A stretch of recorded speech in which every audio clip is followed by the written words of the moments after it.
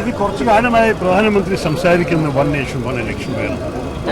ഇത് ഞങ്ങൾ നേരിട്ട് ചൂണ്ടിക്കാണിച്ചത് ഇത് സാധ്യതയില്ലാത്തൊരു ഇംപ്രാക്ടിക്കൽ പ്രോപ്പോസിഷൻ. കാരണം എന്താണ്, നമ്മൾ എങ്ങനെയാണ് ഈ സ്ഥിതി എത്തിയത്?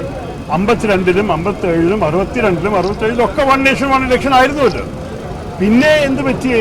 ചില നിയമസഭയിൽ ഭൂരിപക്ഷം ഉണ്ടായിരുന്നില്ല, സർക്കാർ വീണു, അപ്പോൾ ഇലക്ഷന് സമയം തെറ്റി.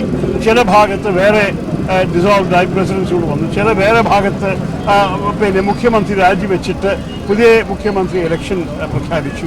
ഇതെല്ലാം ചെയ്ത ശേഷം നമ്മുടെ രാജ്യത്തിൽ ഇപ്പോൾ കലണ്ടർ അങ്ങനെ തെറ്റിമാറി. കേന്ദ്ര പാർലമെന്റും കൂടി 1972 വരാൻ പോകുന്ന തെരഞ്ഞെടുപ്പ് 71 നടത്തി. പിന്നെ 76 വരാനുള്ള തെരഞ്ഞെടുപ്പിൽ 77 എല്ലാ കാലണ്ടറും നമ്മുടെ രാഷ്ട്രീയ ചരിത്രത്തിൽ തന്നെ തെറ്റിപ്പോയിട്ടുണ്ട്. അപ്പോൾ ആ സ്ഥിതിയിൽ നമ്മൾക്ക് ഇപ്പോഴുള്ള യാഥാർത്ഥ്യം നാളെയും വീണ്ടും സംഭവിച്ചൂടെ? ഇതാണ് ഈ സർക്കാർ മനസ്സിലാക്കാൻ സാധിക്കാത്തത്. ഞങ്ങളുടെ കണക്ക് പ്രകാരം ഇത് നടത്താൻ 18 കോൺസ്റ്റിറ്റ്യൂഷണൽ അമെൻമെന്റ് വേണ്ടി വരും. 18 അമെൻമെന്റ്. അതിലത്തെ പല അമെൻമെന്റ്സും നമ്മുടെ ഭരണഘടന പ്രകാരം സംസ്ഥാന സർക്കാരുകളും സംസ്ഥാന നിയമസഭകളും അപ്രൂവ് ചെയ്യേണ്ടി വരും. ഇതെല്ലാം എത്ര വർഷം എടുക്കാൻ പോകുന്നത്? എന്തിനാണ് BJP അനാവശ്യമായിട്ട് സാധ്യതയില്ലാത്തൊരു പ്രൊവിഷൻ കൊണ്ടുവന്നിട്ട് ആൾക്കാരുടെ സമയം കളയണം? ആൾക്ക് മനസ്സിലാവാത്തത്. എന്തായാലും ഇതിനെക്കുറിച്ച് പല ചർച്ച നടത്താറുണ്ട്, ഇതുവരെ നടന്നിട്ടില്ല. നമ്മൾ ബില്ലിൻ്റെ ഡീറ്റെയിൽ കാണട്ടെ, പാർലമെന്റിൽ അവർ കൊണ്ടുവരട്ടെ. എൻ്റെ അഭിപ്രായം ആദ്യം ഒരു സ്റ്റാൻഡിംഗ് കമ്മിറ്റി കൊണ്ടുവരായിരിക്കും ബുദ്ധി. നല്ലപോലെ ചർച്ച ചെയ്തിട്ട് ഇതിൻ്റെ സാധ്യതകളും അസാധ്യതകളും ചൂണ്ടിക്കാണിച്ച ശേഷം ഒരു നല്ലൊരു ഡിബേറ്റ് നടന്ന ശേഷം നമുക്ക് നോക്കാതെ എവിടെ പോകണം. എൻ്റെ അഭിപ്രായത്തിൽ ഇത് പാർലമെന്റിൽ ഒരു 2/3 മെജോറിറ്റി കൊണ്ട് പാസ്സാവാനുള്ള സാധ്യത കുറവാണ്. അത് കഴിഞ്ഞിട്ട് ഒരു ഭൂരിപക്ഷം സംസ്ഥാനങ്ങൾ പാസ്സാക്കാൻ അതിമീതെ കുറവ് സാധ്യതമാണ്.